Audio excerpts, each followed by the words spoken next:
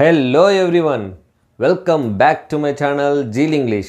I welcome all the teaching and learning community to my channel Jeel English.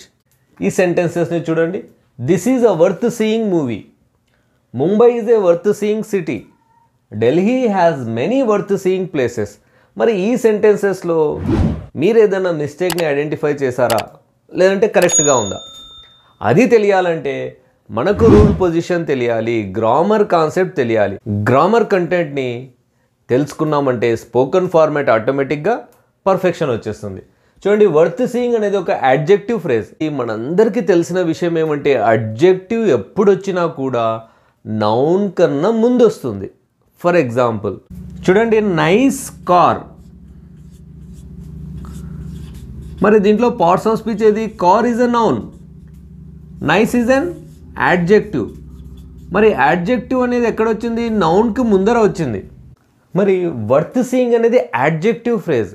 Adjective phrase అంటూ ఒక సెంటెన్స్లో వస్తే ఆ adjective phrase ఎప్పుడు కూడా నౌన్ తర్వాత వస్తుంది అనేది రూల్ పొజిషన్.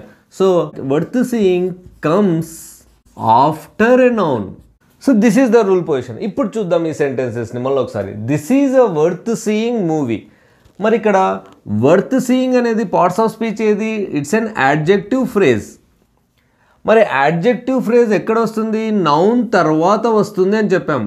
మూవీ అనేది ఏది? Parts of speech. Movie is a noun. మరి ఇక్కడ మిస్టేక్ ఉంది. యాడ్జెక్టివ్ ఫ్రేజ్ తర్వాత నౌన్ వచ్చింది, కానీ మనకు రూల్ ఏం చెప్తుంది?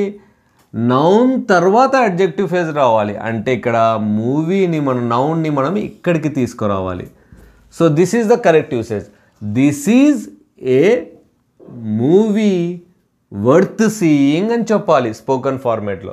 మరి ఇప్పుడు దీనికి ఆన్సర్ మీరు ఈజీగా చెప్పగలరు. Mumbai is a worth seeing city. City యొక్క పార్ట్స్ ఆఫ్ స్పీచ్ ఏది? నౌన్. మరి ఇక్కడ ఏముంది? అడ్జెక్టివ్ ఫ్రేజ్ తర్వాత నౌన్ వచ్చింది, కానీ రూల్ ఏం చెప్తుంది? అడ్జెక్టివ్ ఫ్రేజ్ కన్నా ముందే నౌన్ రావాలి. మరి అడ్జెక్టివ్ ఫ్రేజ్ ఎప్పుడు వస్తుంది?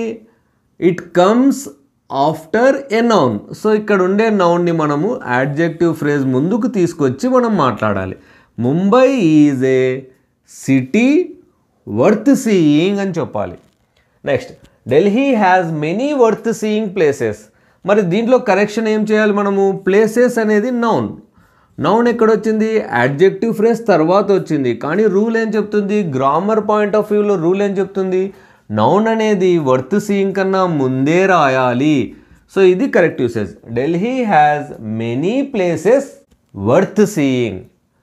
ఈ విధంగా మనం ఎప్పుడైనా వర్త్ సీయింగ్ అంటే కంపల్సరీగా చూడదగ్గ ప్రదేశము, చూడదగ్గవి అని చెప్పే సెన్స్లో ఈ వర్త్ సీయింగ్ అనే అడ్జెక్టివ్ని యూజ్ చేస్తాము. మరి మన స్పోకెన్ ఫార్మాట్లో ఎన్నోసార్లు ఈ అడ్జెక్టివ్ ఫ్రేజ్ని మనం యూజ్ చేయాల్సి వస్తుంది. ఆ యూజ్ చేసే క్రమంలో మనము నౌన్ని ముందుంచి అడ్జెక్టివ్ ఫ్రేజ్ అయిన వర్త్ సీయింగ్ని లాస్ట్లో ఉంచి మాట్లాడితే మనం గ్రామర్ ఆస్పెక్ట్లో పర్ఫెక్ట్గా మాట్లాడినట్టు. కాబట్టి ఈ విషయాన్ని మీరు అందరూ గుర్తుపెట్టుకొని మీ స్పోకెన్ యూసేజ్లో ఎప్పుడైనా వర్త్ సీయింగ్ అనే అడ్జెక్టివ్ ఫ్రేజ్ని యూజ్ చేయాల్సి వస్తే మీరు నౌన్ని ముందుంచి తర్వాత వర్త్ సీయింగ్ అని చెప్పాలి. మరి నా ఈ ఎఫర్ట్ మీ అందరికీ నచ్చింది కదా? నచ్చితే ఏం చేయాలి? లైక్ చేయాలి. ఏం చేయాలి? షేర్ చేయాలి. ఏం చేయాలి?